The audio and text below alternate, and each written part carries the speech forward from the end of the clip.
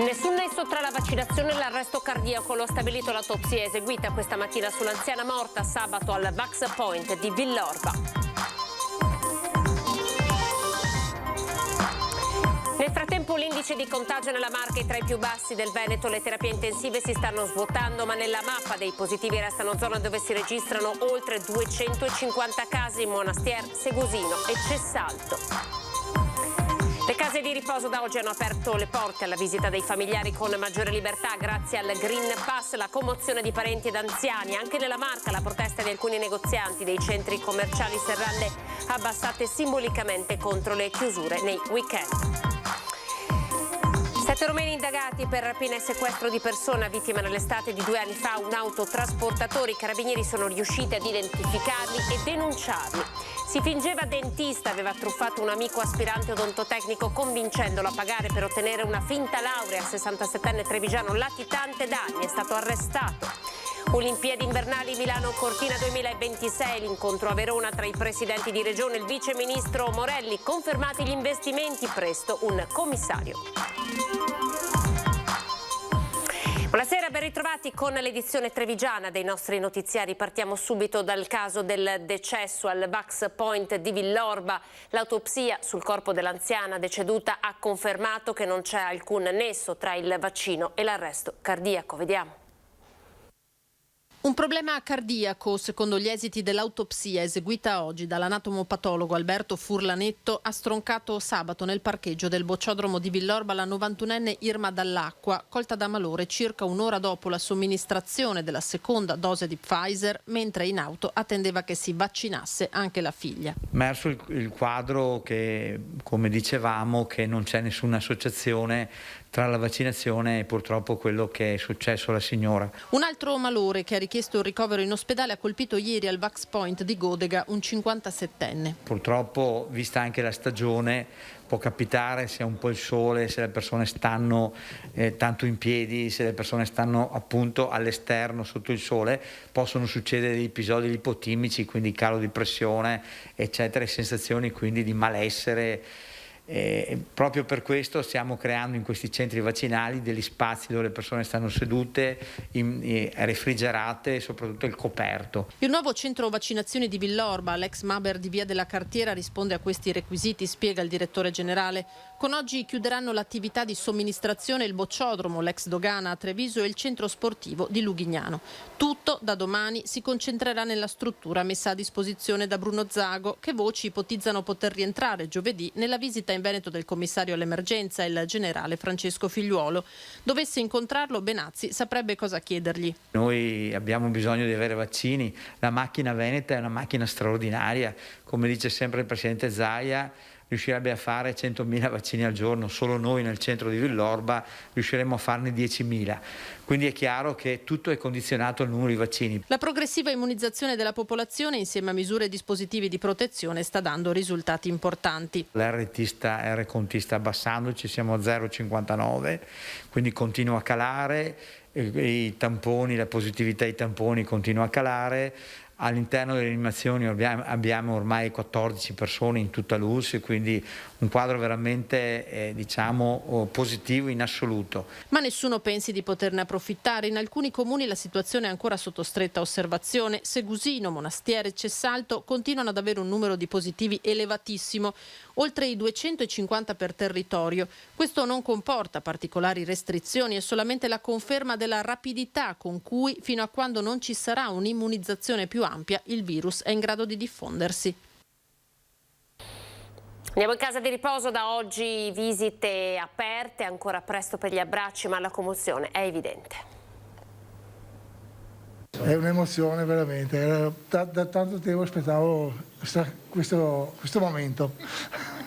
Le RSA riaprono in sicurezza fra parenti e ospiti decisamente commossi. Sono visite finalmente con un po' più di libertà. Sì, finalmente sì, è arrivato il momento. che tanto aspettavamo. Siamo molto contenti che da oggi si apra questa nuova fase e soprattutto perché siamo in grado di realizzare il desiderio più grande che ci chiedevano i nostri anziani, ovvero quello finalmente di poter toccare, riavvicinarsi ai cari, ai propri familiari. Sanificandosi si possono stringere le mani dei propri cari, mentre qualche parente già vaccinato riesce a riabbracciare per la prima volta la mamma dopo 14 mesi. Un abbraccio? Adesso non sta con però. Già da domenica abbiamo avuto il centralino intasato, tantissime persone chiedevano come poter accedere, cosa dovevano fare per rispettare queste nuove modalità. Per evitare il ripetersi di situazioni drammatiche, vista l'età e la fragilità degli ospiti, i parenti dei 5.500 anziani ospitati nelle strutture della Marca dovranno munirsi di mascherina FFP2 e seguire il protocollo di sicurezza vagliato sabato scorso dal Ministero della Salute, che prevede il Green Pass. Un familiare deve essere in possesso di almeno uno di questi 3 requisiti: o deve avere finito il percorso vaccinale, quindi le 2 dosi vaccinali, oppure deve avere un tampone non più vecchio di 48 ore, oppure deve avere un certificato medico che è negativizzato e quindi che ha avuto il Covid negli ultimi 6 mesi. Centinaia di negozianti all'interno dei centri commerciali con le serrande abbassate per protestare contro le misure ancora troppo restrittive da parte del governo. Li abbiamo incontrati anche noi in alcuni centri commerciali della Marca.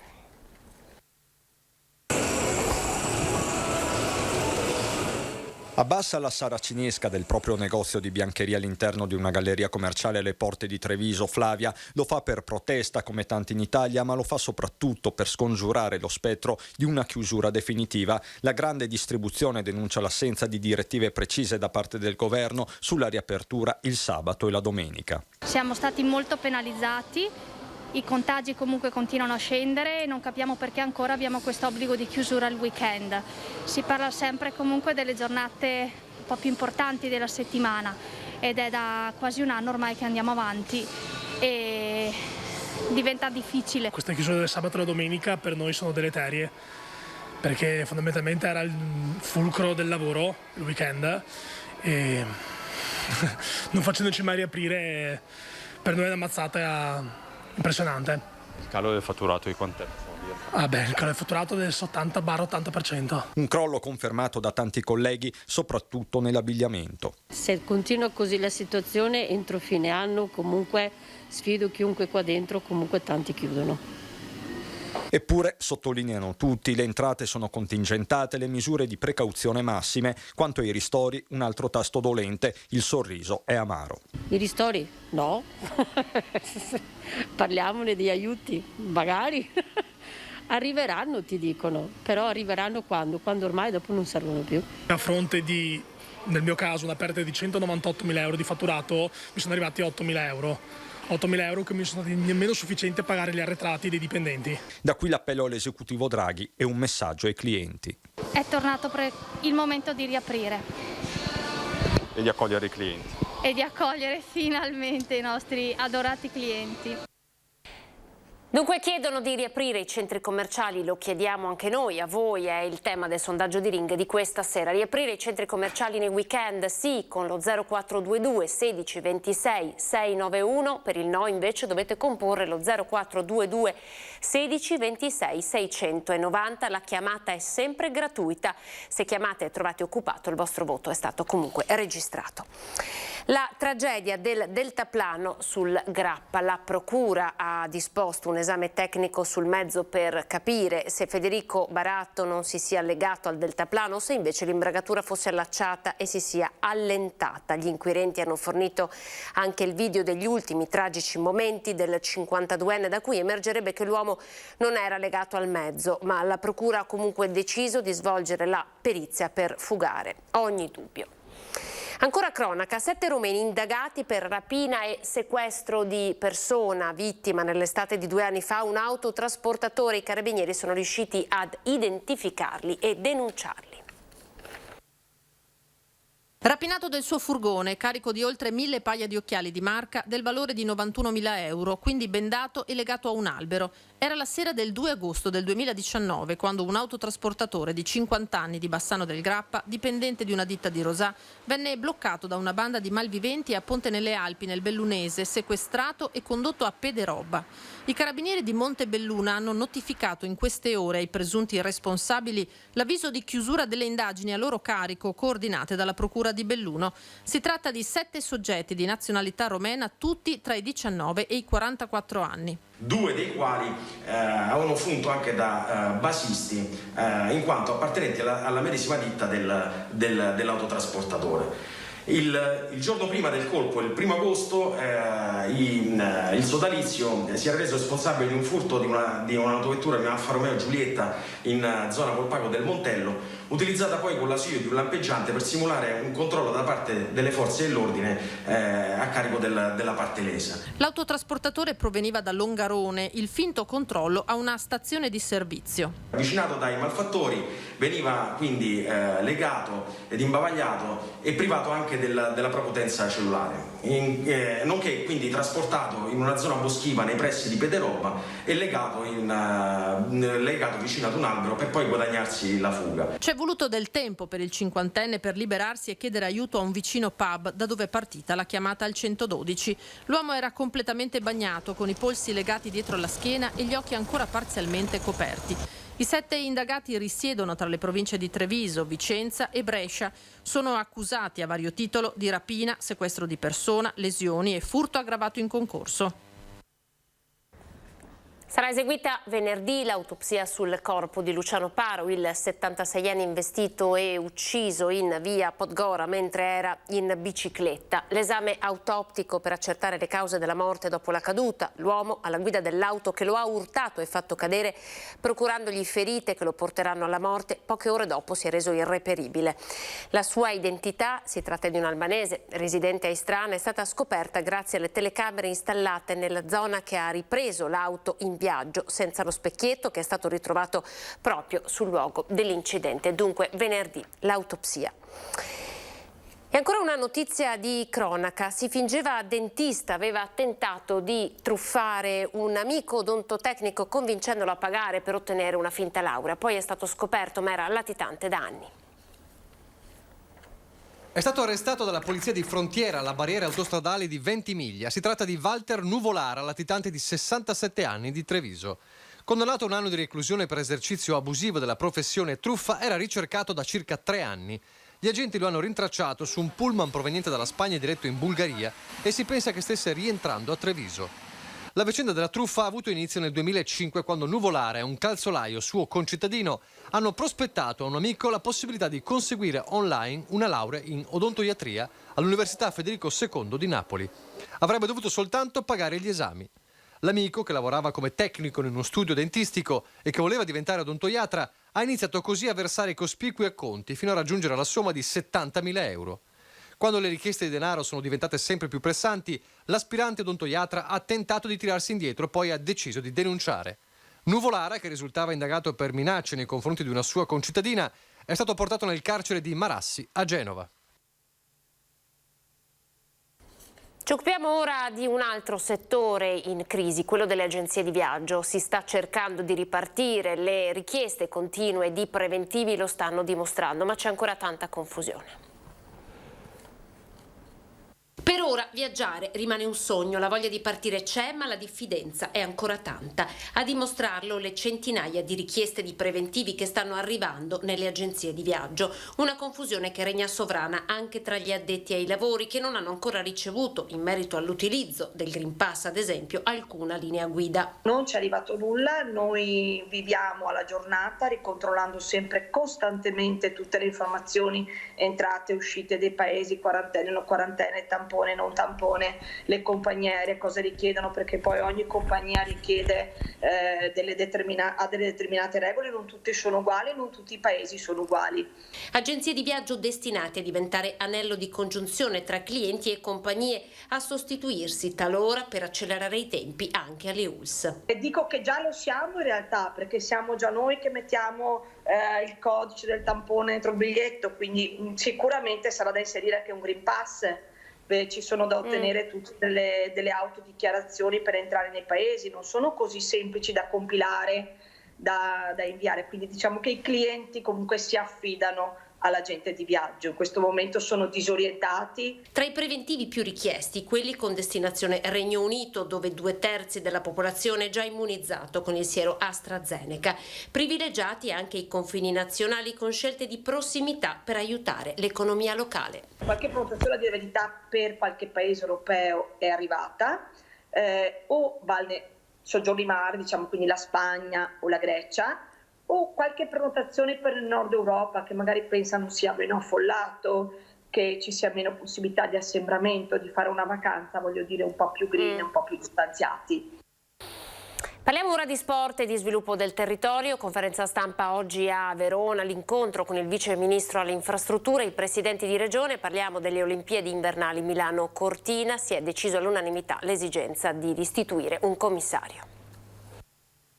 Ricordo che sul miliardo di euro che già abbiamo in mano, diciamo, per le infrastrutture, 325 milioni sono dedicati al Veneto. Tra queste ricordiamo la variante di Cortina piuttosto che la variante di Longarone e altre opere. Dall'altro c'è il tema delle infrastrutture sportive, sui quali abbiamo già 145 milioni. Una torta da 11 miliardi di euro spalmati su 60 opere, strade, autostrade, palazzetti dello sport. La cifra astronomica la dà per la prima volta il vice ministro alle infrastrutture Alessandro Morelli, ospite questa mattina in Fiera a Verona, per portare a battesimo la società che di fatto traghetterà i territori protagonisti dell'evento sportivo più atteso all'obiettivo Milano-Cortina 2026, con un progetto di sviluppo infrastrutturale, anche tecnologico e di rete viaria. Innanzitutto fare queste Olimpiadi, quindi diciamo che dobbiamo innanzitutto snellire ancora di più la burocrazia, pensare per esempio alla Pedemontana, che è un'opera importantissima per il Veneto, per tutte le regioni del nord-est, e quindi noi stiamo lavorando perché questo obiettivo venga perseguito nel più breve tempo possibile. Abbiamo perso tempo, ora serve correre la squadra, ingrana la marcia, confermata la gestione commissariale per la realizzazione più efficace e snella delle opere. Oggi siamo in una situazione nella quale 60 opere sono già state commissariate, altre 30 saranno commissariate nelle prossime settimane. La dimostrazione che appunto questa norma, il codice degli appalti, è un codice che assolutamente non è coerente con le necessità di questo Paese. Gli fa eco il governatore Luca Zaia. Si deve andare avanti, però le opere si realizzano solo se si danno poteri straordinari commissariali, altrimenti in questo Paese prima arriveranno le Olimpiadi e poi le opere. Intanto i primi 25 milioni per il Veneto sono già stati stanziati da ANAS per la variante di Longarone, la strada per Cortina. L'incontro a Verona questa mattina perché proprio all'Arena si terrà la serata conclusiva delle Olimpiadi. E approfitta il governatore Zaia dei microfoni per dare l'ultimo aggiornamento sulla situazione epidemiologica a poche ore dell'incontro fissato per il pomeriggio con il governo. Non c'è il rischio di passare in zona arancione. Oggi abbiamo una riunione importante con il governo. Il Veneto chiede che si valuti ovviamente il tema della soppressione del coprifuoco. Riunione che è ancora in corso, noi ci fermiamo per pochi secondi di pubblicità, tra poco. Ripartiamo dalla denuncia per diffamazione a Natalino Banasso. Ieri la ricostruzione dei fatti da parte del presidente Luca Zaia, oggi la risposta sempre attraverso Facebook da parte del comico Rodigino.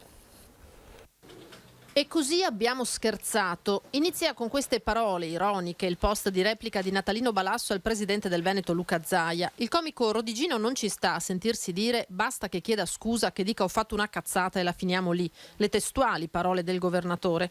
Diciamo al tribunale, ai giudici che abbiamo scomodato, alla macchina già intasata dalla giustizia, che in realtà era solo una cazzata, come dice Zaia in Calza Balasso, che sostiene che nessuno lo aveva informato che quello che aveva condiviso non era veritiero.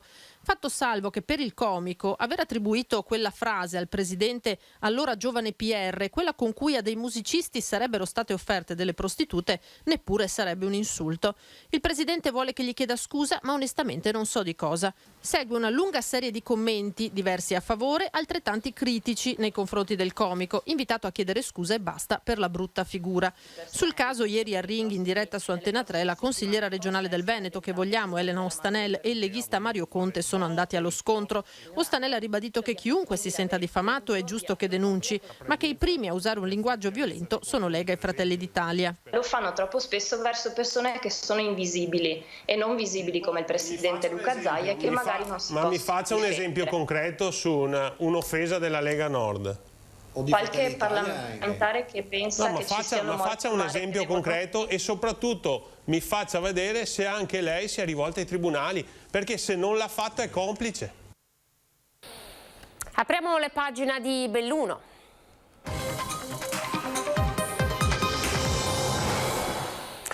Il notiziario del Bellunese apre con la notizia della protesta dei centri commerciali, perché un intero centro commerciale della Veneggia ha abbassato oggi le saracinesche in segno di protesta e sono 300 i lavoratori diretti nei centri commerciali del Bellunese in grande difficoltà. Sono questi i fotogrammi di una protesta senza precedenti per la grande distribuzione bellunese. Alla Veneggia, centro commerciale simbolo del capoluogo, saracinesche abbassate a metà mattina per dire che così non si può più andare avanti. Solo in provincia i lavoratori diretti del comparto sono circa 300, senza considerare l'indotto. Tenere ancora chiuse queste strutture nei weekend, dicono gli operatori, significa privarle di buona parte del fatturato e fornire un servizio in meno agli abitanti delle zone più disagiate. Nel mirino della protesta l'ultimo decreto riaperture. Non dà la possibilità a una zona demograficamente debole come questa di dare servizio a tutti quei paesini che si trovano a delle grandi distanze. Ma il tema è anche quello della sicurezza e del rispetto delle norme anti-Covid. Essendo di dimensioni ridotte, i centri commerciali bellunesi possono garantire standard più elevati. Questo decreto non ha tenuto conto della possibilità che hanno i centri commerciali, soprattutto questi in piccole zone di montagna di dimensioni più piccole, di fare un monitoraggio e un controllo molto accurato e monitorare le presenze all'interno del centro commerciale. I nostri luoghi di lavoro sono igienizzati e garantiamo la sicurezza. Queste chiusure sono ormai ingiustificate e provocano dei grossi disagi a livello naturalmente economico e rischiamo molti posti di lavoro. Posti in bilico con il rischio di innescare nuove guerre fra poveri e differenze fra operatori del commercio. Io sabato sono stato in centro e c'era il disastro totale e non vedo perché noi dobbiamo chiudere mentre lì lavorano normalmente. Cronaca, uno schianto tra due auto sulla strada provinciale 1 bis, siamo in via Madonna del Piave nel comune di Quero Vas, 2 i feriti, ci sono voluti i vigili del fuoco arrivati dal distaccamento di Feltre con i volontari del Basso Feltrino per mettere in sicurezza le auto ed estrarre uno dei conducenti rimasto incastrato al posto di guida. I feriti sono stati presi in cura dal personale sanitario del SUEM e trasferiti in ospedale. Non risultano in pericolo di vita. I carabinieri hanno poi deviato il traffico ed eseguito i rilievi. Caso ACC, scenderanno domani mattina a Venezia i lavoratori dell'ACC. L'obiettivo è quello di incontrare il governatore Luca Zaia, accelerare sul salvataggio dello stabilimento. Saranno circa un centinaio. Domani mattina alle 7:30 partirà un pullman dal piazzale di ACC, andremo a Venezia, arriveremo al Tronchetto e il nostro obiettivo è quello di incontrare il presidente Zaia.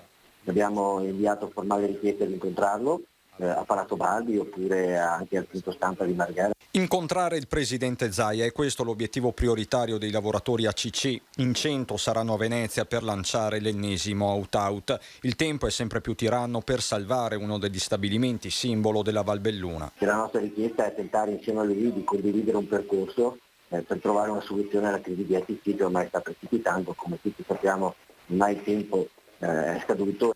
Già a margine della conferenza stampa di lunedì a Marghera, il presidente aveva dato la propria disponibilità a incontrare le delegazioni sindacali, entrando anche nel merito della questione, ovvero il progetto Italcomp, il polo italiano del compressore tra ACC e l'ex Embraco di Torino, lanciato dal governo Conte bis e ancora in ballo, anche se sempre più in bilico.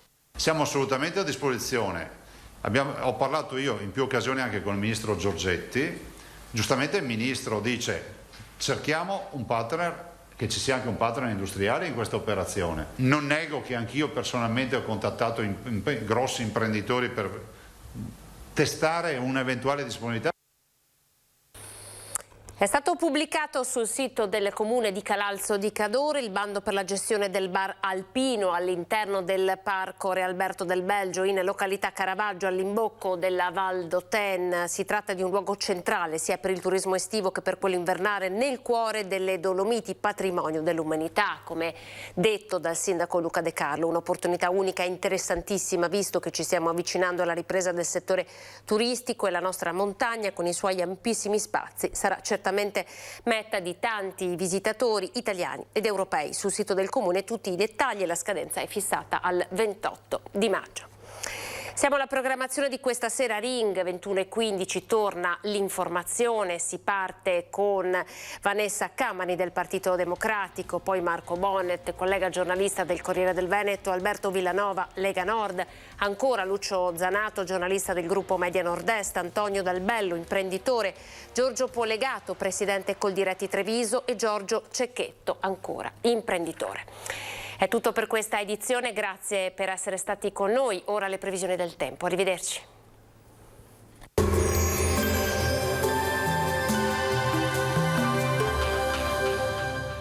Cooperativa Agricola Volpago. Da noi trovi la carne fresca di prima qualità, genuina e salutare per il tuo benessere. Ci trovi a Volpago del Montello, Pieve del Grappa e Tre Baseleghe.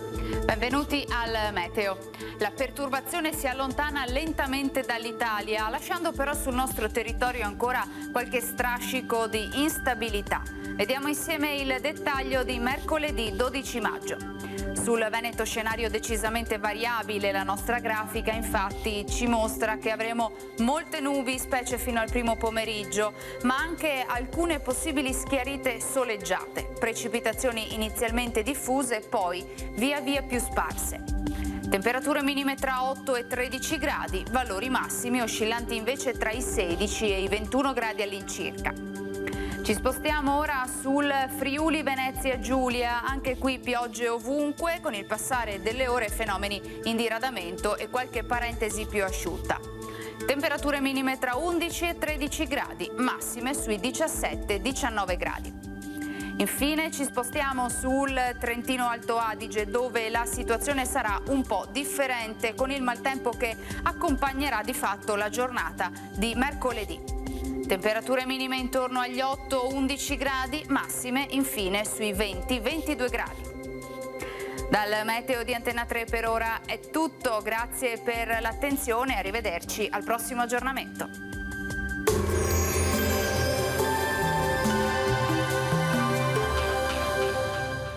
Cooperativa Agricola Volpago. Da noi trovi la carne fresca di prima qualità, genuina e salutare per il tuo benessere. Ci trovi a Volpago del Montello, Pieve del Grappa e Tre Baseleghe.